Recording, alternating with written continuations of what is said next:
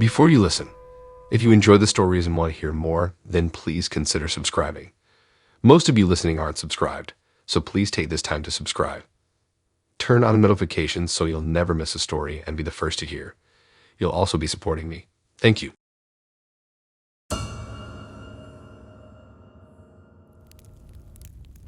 I was so excited when I saw the Snapchat friend request pop up from Jessica. We had been best friends all through high school, but ended up going to different colleges across the country. We tried our best to stay in touch, but you know how it is with long-distance friendships. I eagerly accepted her request and sent her a quick snap saying how great it was to be connected again. I had really missed my friend. We used to tell each other everything and spend hours chatting about the latest gossip. Jessica was the only one who knew all my secrets back then. At first, her snaps to me seemed totally normal, asking how classes were going and how I liked my new friends. I told her about my hectic schedule and cute dorm room. She said she was having a blast at her own school, joining the sorority and all that. It was nice to be back in regular contact again like old times. But then her snaps started getting kind of odd. She would send rambling messages at weird hours like 3 a.m. on a Tuesday night. I figured maybe she was out partying and drunk texting me. Some of the snaps didn't make much sense or seem like things the real Jessica would say. One night she sent a snap of the front of my dorm building, saying she had wanted to surprise me but I wasn't in my room. I thought it was sweet but also a little creepy that she had driven all this way without telling me. When I asked her about it the next day, she had no idea what I was talking about.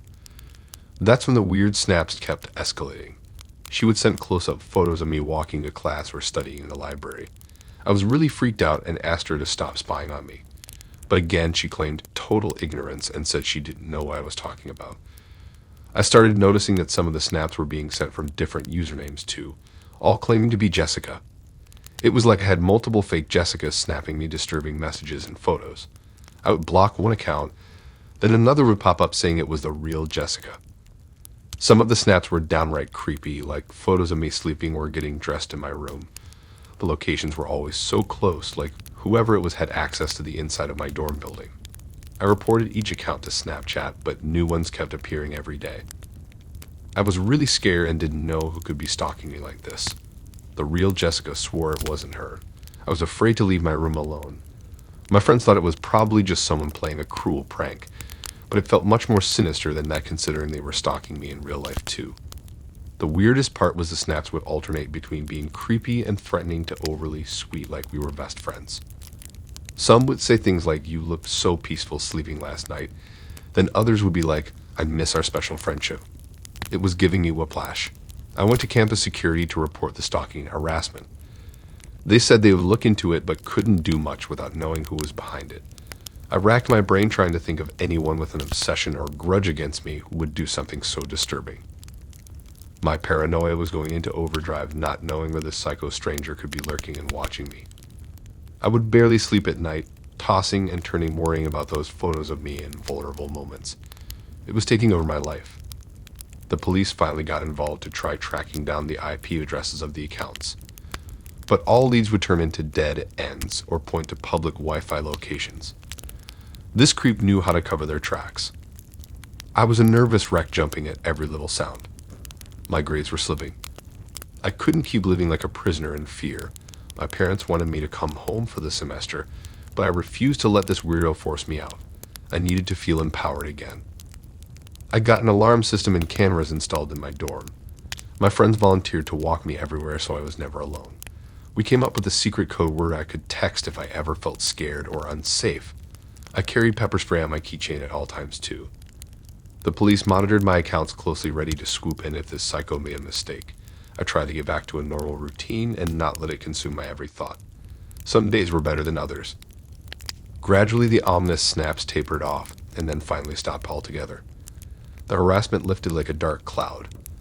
I breathed easier knowing I had escaped the clutches of my anonymous tormentor. Their identities still remained a mystery, though. I ended up having to delete my Snapchat entirely, too haunted by those disturbing memories. I often wondered if I would ever discover the truth of who had terrorized me. The damage was done, but at least I survived intact and regained control of my life. That traumatic experience taught me to protect my privacy online and be more cautious about who I connect with. You never know what darkness lies behind a friendly username. I was just grateful I could close the door on that scary chapter of my life and move forward. But I would never see social media the same way again. Even now, years later, I'm still hyper-vigilant about my online presence. I don't accept friend requests unless I'm 100% sure who it's from. Any notification or ping makes my heart race, triggering old memories of that Snapchat nightmare. I know the threat is gone, but the scars linger on. Sometimes I'll come across an old pic of Jessica and me as happy teens and feel a pang, wishing for that simple innocence again. But the stalker's faceless presence haunts me, making me question if anywhere is really safe. All I can do is keep fighting the lingering shadows and try to embrace the light. This ends only when I decide not to be a victim anymore. I was oblivious about social media privacy settings. I didn't think twice about strangers accessing my location through Snapchat's Snap Map feature. I was completely unaware of how dangerous oversharing online could be.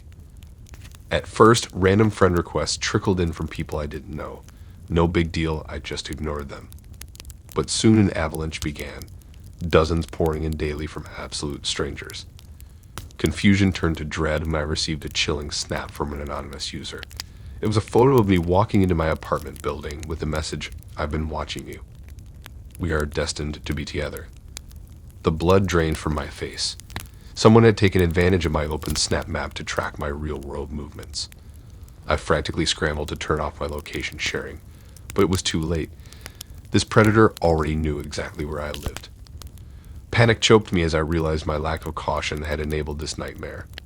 I was being targeted and stalked, and I had no one to blame but my own ignorance about protecting my data online.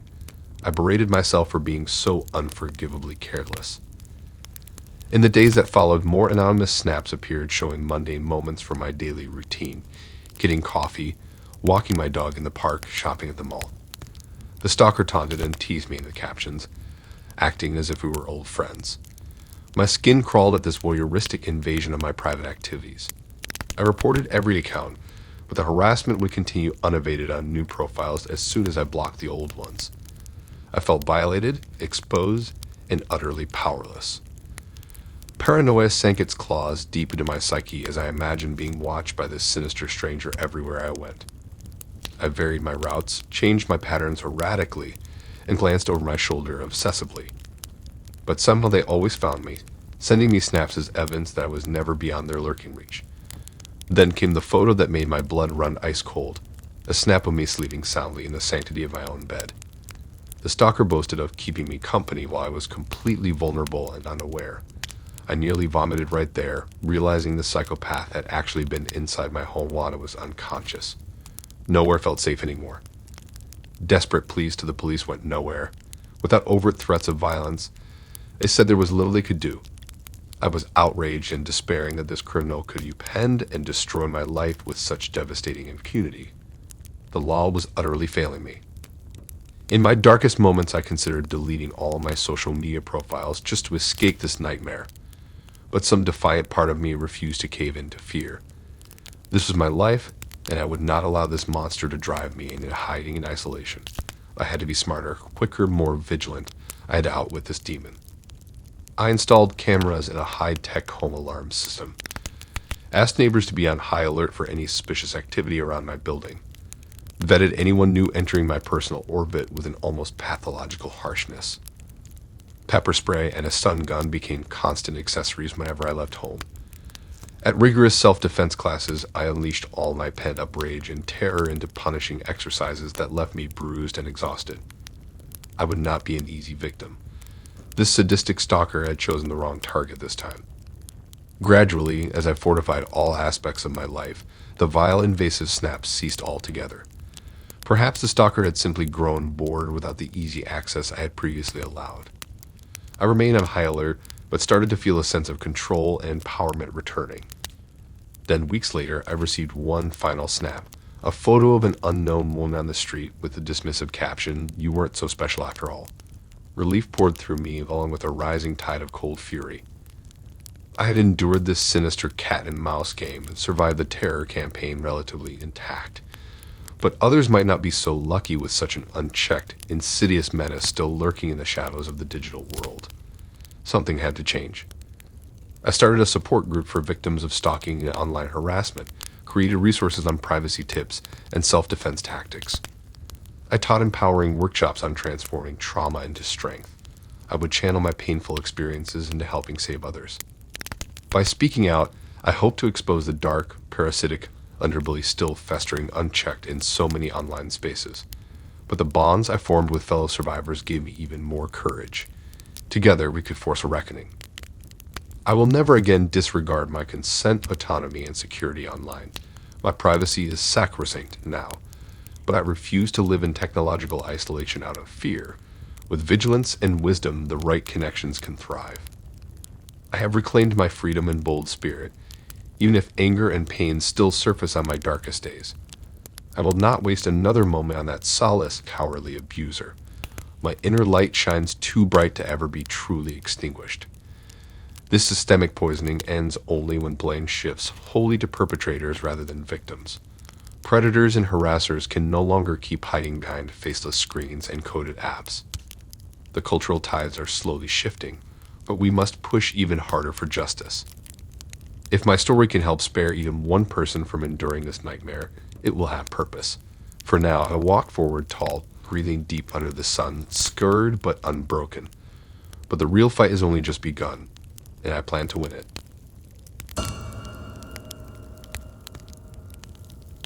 I never expected innocent little Snapchat of all places to morph into my own personal nightmare. It started off simply random friend requests now, and then from accounts I didn't recognize. Annoying but no big deal. I just ignored them and went on with my day. But the requests kept coming over and over, dozens flooding my inbox daily. I was confused why until curiosity got the better of me and I finally accepted one. Huge mistake. That opened the floodgates to a relentless barrage of messages from the account sending me sketchy links to click on. They claimed I had won a prize or needed to verify my identity urgently. Alarm bells immediately started blaring in my head. I blocked the suspicious account right away, but the damage was done. Whoever was behind this now knew I was an active user ripe for targeting. In the weeks that followed, the bizarre friend requests kept pouring in from strange accounts using photos of random attractive girls. This was clearly some kind of bot scam network honing in on me. No matter how many accounts I blocked, an endless swarm more just kept popping up. If I made the mistake of accepting one, I'd get a flurry of messages pressuring me to click on their scam links. I reported every single suspicious account, but Snapchat seemed utterly uninterested in doing anything about this harassment coursing through their platform. I felt powerless and furious. Things escalated when the scam account started attempting to friend request my actual friends and family too. I was mortified and warned them not to engage at all. The sheer tidal wave of requests flooding my account each day became completely overwhelming. I dreaded even opening Snapchat anymore, finding my inbox choked with hundreds of shady bots trying to take advantage of me. It felt like psychological warfare, this relentless onslaught eroding my basic sense of security and privacy. I became paranoid, looking over my shoulder, worried these scammers had more sinister intentions beyond just dodgy links. My stress levels skyrocketed imagining all the personal data these accounts were collecting about me and my social connections through Snapchat's network. I had been far too naive and trusting. This was a serious wake-up call of the predators lurking online. No matter how many accounts I blocked, an endless hydra mort just kept popping up in their place. Closing one meant nothing when they could create countless new ones anonymously. I was futilely swatting at an unstoppable plague. I felt deeply violated by these faceless scammers invading a space that was supposed to be lighthearted fun. Now, Snapchat elicited only creeping dread instead of happy memories. This had become psychological torture. In a last desperate plea, I emailed Snapchat begging them to investigate the bot accounts targeting me. But their only advice was to keep reporting and blocking them as they appeared. Not very reassuring. So I took matters into my own hands. I completely revamped my privacy settings, cleared my friends list, and went on a blocking rampage. I would remove any possible avenue these insidious scammers had to contact me or my loved ones. Gradually, their attempts tapered off when they couldn't find an easy route through my barricades anymore. It was empowering finally reclaiming control after feeling so exposed and helpless for weeks on end. but I knew the shady predators were still out there laying in wait to exploit their next potential victim. Less cautious people, like some of my own trusting friends and family members, could easily fall into this trap. I showed everyone I knew how to lock down settings and spot red flags. My horror story could end up protecting others. Maybe Snapchat would keep ignoring the dark, underbelly exploiting their platform, but I planned to shine a light on it any way I could. Even after the storm passed, a lingering wariness stayed with me. I had seen behind the fun, innocent facade to the predators circling those once friendly-seeming waters. It was a chilling wake-up call I couldn't just ignore and forget. While others continued blissfully posting selfies and snaps without a care, my eyes had been opened. There was no going back to that naive mindset anymore after enduring this ordeal. I had been changed on a fundamental level.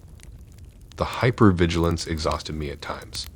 I occasionally longed for the days when social media still seemed like harmless fun and connection, but I knew such complacency had nearly cost me before. Better to stay wide awake and wary even when it felt uncomfortable. My gaze now focused far beyond the surface to the deeper threats always lurking in the shadows. Knowledge was a burden in some ways, but it could also protect if used wisely. I still found moments of lightness and laughter to enjoy amidst the darkness, but kept a closer eye on the gathering shadows now. And I vowed to stand guard so others never had to learn these hard lessons the way I did. Thanks for listening in. If you like these stories and want to hear more, then please subscribe and like and support this new channel. We have more stories for you to listen to.